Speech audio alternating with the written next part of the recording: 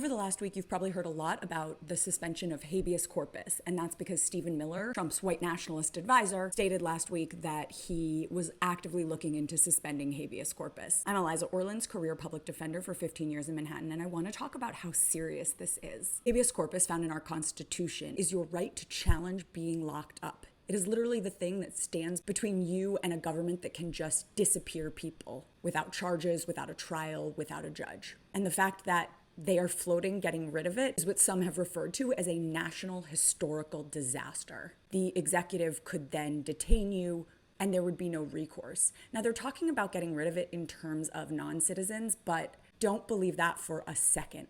Once you throw out a constitutional right for one group, it is just a matter of time until that starts applying to everyone. Okay, so here's what the Constitution actually says. The privilege of the writ of habeas corpus shall not be suspended unless when in cases of rebellion or invasion, the public safety may require it. We are not in a rebellion. We are not being invaded. And the executive does not have this power. This is in Article 1 of the Constitution, which is the legislative branch. And by the way, Congress has never passed a law saying that deportations could occur without court involvement, because that would be lawless. And this is not hypothetical. This is not theoretical. This is something that this administration actively wants to do.